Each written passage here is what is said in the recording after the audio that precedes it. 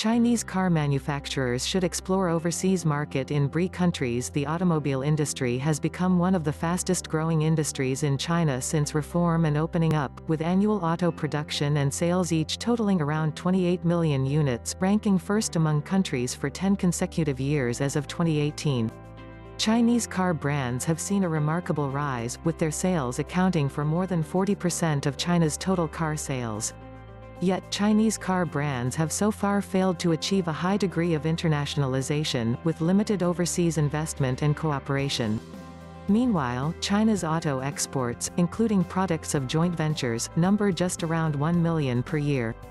It can be said that Chinese car brands already have the strength and potential to go global, which haven't been fully realized yet. In the early years, when Chinese car brands, especially for passenger cars, were in the initial development stage, there was already a kind of consensus among Chinese car manufacturers. They believed that the European and American markets were high-end and mature, with stringent standards and sophisticated quality requirements, and thus entering these markets would represent extraordinary product quality, brand reputation and competitiveness. However, successive trials by Chinese car manufacturers to enter Western markets have seen repeated defeats, with no substantial progress recorded so far. By contrast, in some newly emerging markets, including those along the routes of the Belt and Road Initiative (BRI), Chinese car manufacturers have made some breakthroughs, with Chery Automobile, Geely Automobile, Great Wall Motors, Foton Motor and Yutong Bus being the pioneers of the industry. However, on the whole, Chinese car manufacturers' participation in the BRI is quite limited and is short of forward-looking and systematic planning, so their actual presence in BRI countries doesn't match China's status as a major automobile producer. Aside from focusing too much on entering developed markets and facing setbacks, the super-large scale of the domestic auto market, which has been growing really fast, has always been the biggest market of strategic importance and top priority for Chinese car makers. In the meantime, the general consumption level is limited in countries and regions along the BRI routes, where markets are underdeveloped, and there are many objective obstacles in product standard regulations, testing and certification.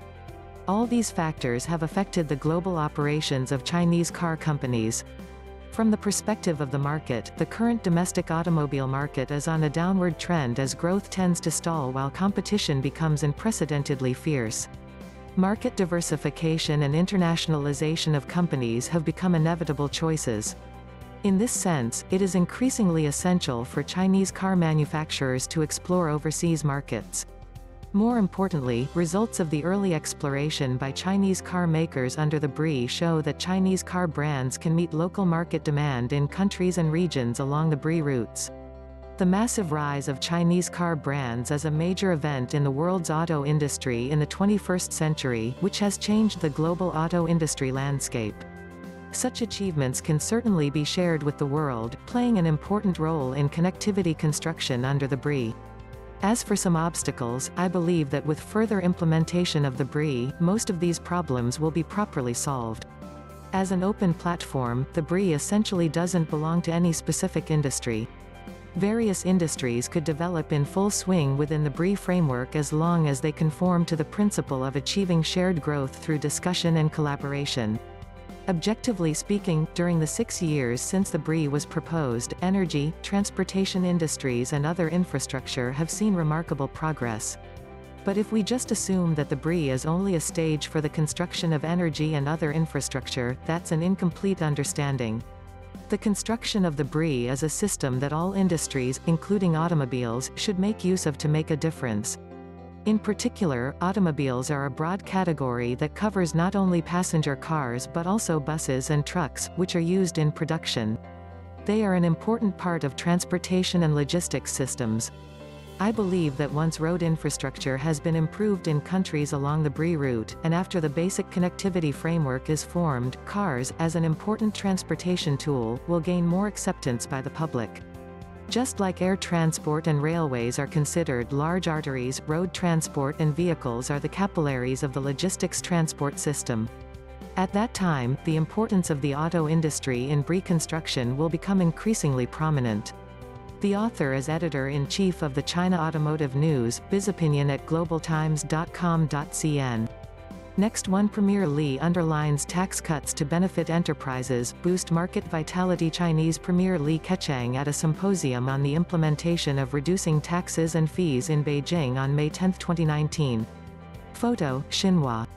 Chinese Premier Li Keqiang on Friday called for more efforts to implement tax and fee cuts in a bid to let enterprises enjoy concrete benefits and further boost the vitality of market entities.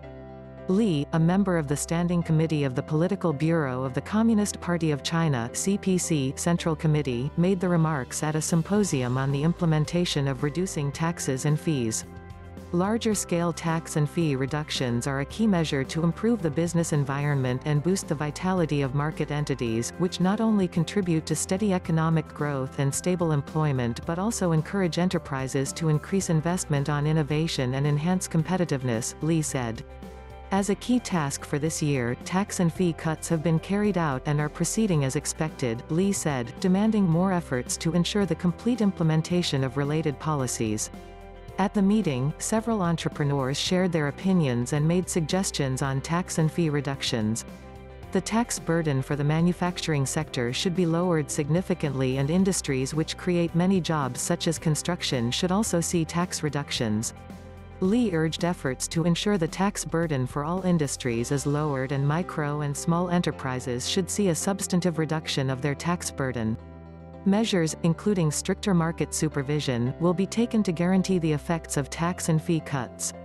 Besides tax and fee reduction policies, China plans to unveil more measures to deepen reform and opening up, encourage entrepreneurship and innovation, as well as foster fair competition to withstand economic hardship amid downward pressure, he said.